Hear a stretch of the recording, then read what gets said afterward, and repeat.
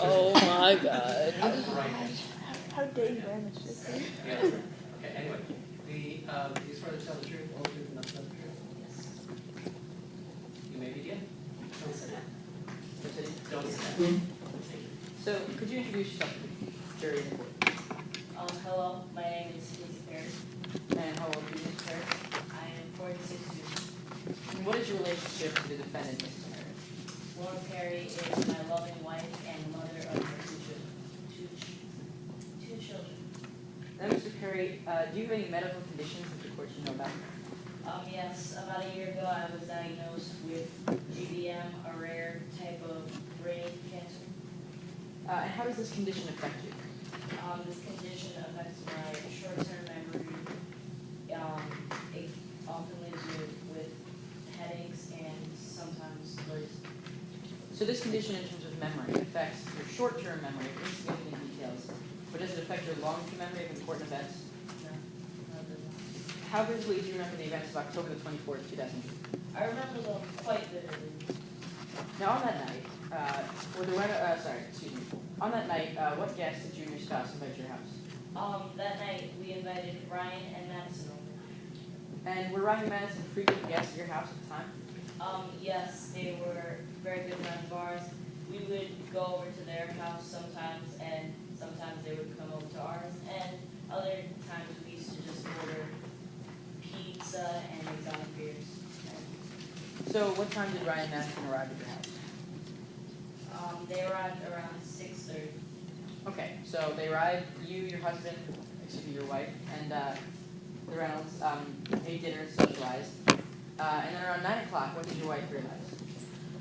She had realized that we had run out of wine. And seeing this, what did your wife offer to do? She offered to drive to the wine store in the other town and buy wine. Now, the wine store she planned to drive to, which is the closest wine store to your house, how far is it from your house driving? I would say 10 minutes to and 10 minutes to. Okay, and what time did your wife leave for the store?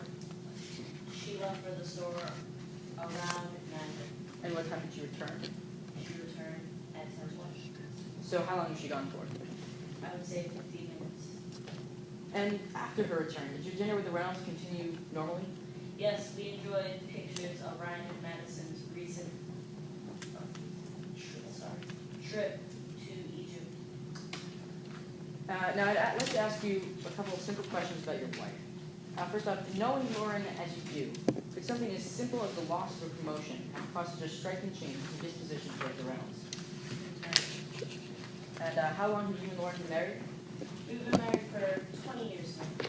And in this time, has Lauren ever exhibited types of behavior that would be associated with the kind of person that would commit the crime that she's accused of? No. No further questions. Thank you.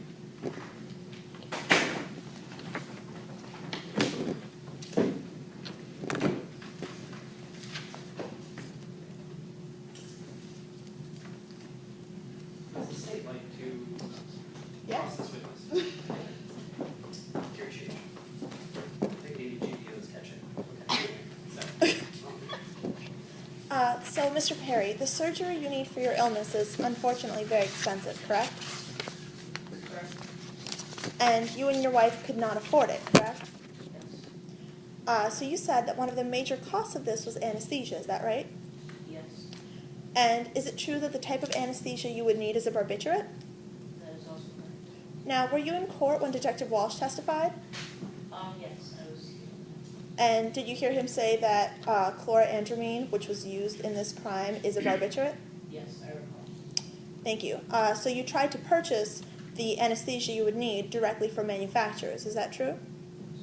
Thank you. Now, on the night of the kidnapping, did you buy wine for your dinner with the Reynolds? I believe I did. I'm not really sure because my short-term memory is not what it used to be. So you're not really sure. May I approach the defense with this affidavit? Absolutely. Thank you. Is this it? Yes. Casey Perry. Yeah.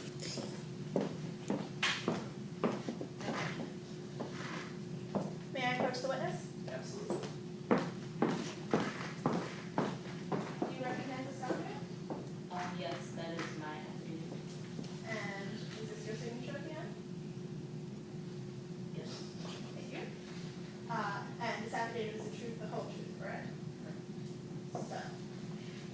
please follow along silently while I read from your affidavit. I remember, or thought I had remembered, to buy a few extra bottles during the week. I could swear that I had bought 3 extra bottles of Ryan's favorite wine. Did I read that as written? Thank you.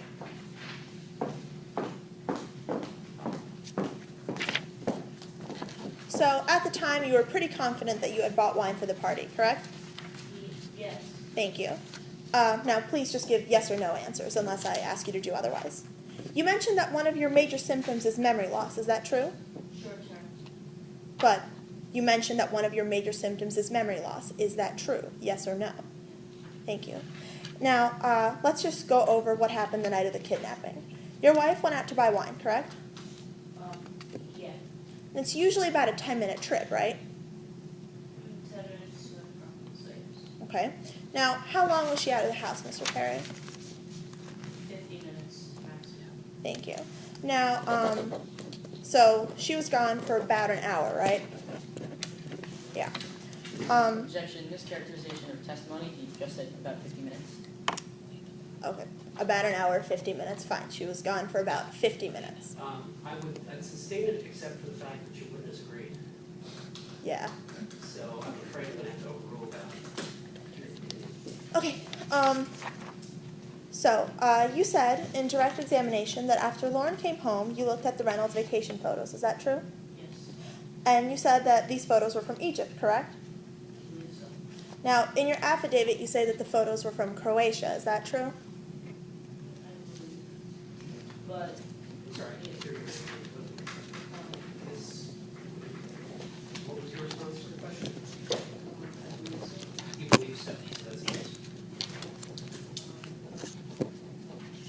But I can never remember where they go.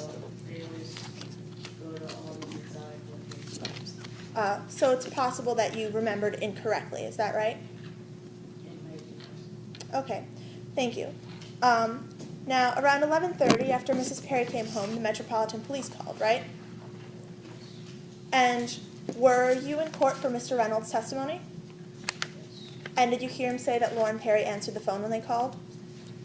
Yes, it was. Yes. Now, as you remember it, did you answer the phone, Mr. Perry? I did. Thank you. Now, Mr. Perry, you say that you were in remission at the time of the crime. Is that correct? Yes. And you say that you're getting better, correct? Objection. Nowhere in my witness's testimony does it say that he's in remission. The prosecution has mischaracterized his testimony by implying Asking about his. I'm asking him if that's what he said in direct examination. well then, withdrawn. Thank May you. I also object to something that the attorney said about a few seconds back? In Ryan Reynolds' affidavit, he says that Casey answered the phone, not Lauren. But He did not we're. say Lauren. Wait, excuse me, Casey Perry? Interviewing Casey Perry. What? Let's rewind. So, you had an objection. What are the grounds for the objection? Assuming evidence not, Okay, so assuming evidence not in, the affidavit of their own witness. okay, and your proof that there's an assumption, She stated that Ryan Reynolds had in his affidavit stated, or in court stated that Lauren Perry answered the phone. That is not what he says in the affidavit. Say that Lauren Perry. Sorry? The page, 44, it's line 91. line 91. He said you misspoke. In the. All right. in the trial, he said So Casey. these are facts, we heard them testify on direct in the first part of the trial, yes? Yeah. Okay. And your point is the contradiction, They're trying to point out a contradiction between the two pairs, which doesn't actually exist. In fact, there is no contradiction. Excuse me, between Casey Perry and Ryan Reynolds. okay. And Ms. Farber, you're arguing that you draw my attention to the line number that you're looking at. Well, I may have misspoken, but I do know that in the affidavit of Lauren Perry, it says that she answered the phone, and in the affidavit of Casey Perry, it says that he answered the phone. I can point you to those numbers if you would Yeah, like. if you point me to the Casey Perry, Okay. Affidavit of Casey Perry, page 62, line 119.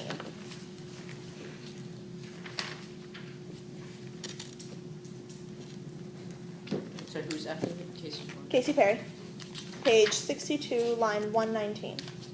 Around 11:30 p.m., the phone rang and I answered it. Objection. Are you both objecting? I'm objecting to that most recent statement, lack of proper foundation. Nowhere in this entire case has anyone brought up that Lauren Perry answered the phone. You can't just arbitrarily bring something out of the affidavit. Wait, sorry, this is Casey Perry's affidavit, Yes. not, yeah. In Lauren Perry's affidavit, it says that she answered the phone. I can directly report to that line. Can you However, direct us you to cannot that? bring that up. Okay. She said it I'd just herself. like to see Lauren that. Perry said that in her Guys, direct. please have a seat, because I am addressing.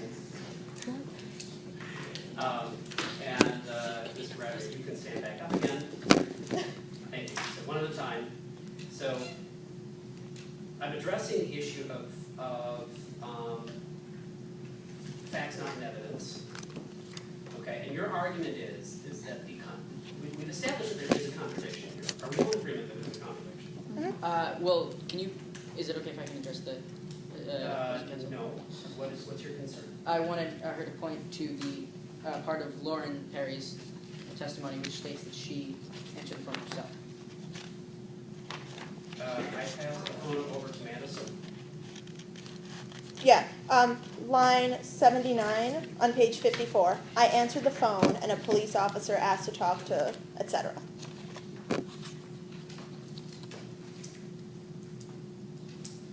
So can we concede that there is a contradiction? Yeah, there is. Okay, Of that. so we've got rid of that. Right. Now we have to get to the issue of are the facts, okay. So that was, I believe, what you were after, Mr. Rappin, yes? Yeah. Okay, sit down. Wachowski, stand up. Well, I And wanted now we have a facts not in evidence there. No. No, I said that that the prosecution had no grounds for bringing that up. Bringing up Lauren's testimony, they had not laid the proper foundation. failure of foundation. Yes. Okay, So guess what? I'm gonna sustain you on that. I would move for that to be stricken from the imagined, from Okay, the we individual can, juror. if that warrants your heart, strike it for the record. Thank you. Jury, please strike that from whatever record you may have of that. Ms. Barber, will you please lay a foundational question for that? All right. And then we can continue. At 11:30 p.m. the night of the kidnapping, the police called your home to talk to one of the Reynolds. Is that true? And you say in your affidavit that you answered the phone. Is that correct? Yes. But Lauren Perry says that she answered the phone. Is that correct? Objection. Lack of proper foundation on solely Lauren Perry's answering the phone. While the prosecution may have brought up what this witness believes, who this witness believes answered the phone, the prosecution did not bring up anything connecting to the other witness. Can't bring up the other witness's affidavit arbitrarily. Were you here? I'm questioning the witness's credibility as there is a contradiction, which we have just established. However, as the prosecution has already pointed out, this particular witness agrees with another one of the witnesses that was already brought up, Mr. Ryan Reynolds. So, I believe that the prosecution's issue of credibility is with Lauren Perry and not with Casey Perry. Okay. No. Okay. So now I think she managed to. You tried to bring this up. What I asked her to do. And yeah, I agree, it'd be fabulous if we had a foundation laid up front, but I think this squeaks through. I think it meets the threshold of foundation work. So I'm gonna allow it. Thank you, Your Honor. So, just to clarify, you remember yourself as having answered the phone, correct? Yes. But Lauren Perry attests that she answered the phone, correct? I guess she. Thank you. Now, Mr. Perry, you say that you were in remission at the time of the crime, Yes. and you say you're getting better? I am. And were you here when your wife testified? Yes. And she said you're in remission, correct?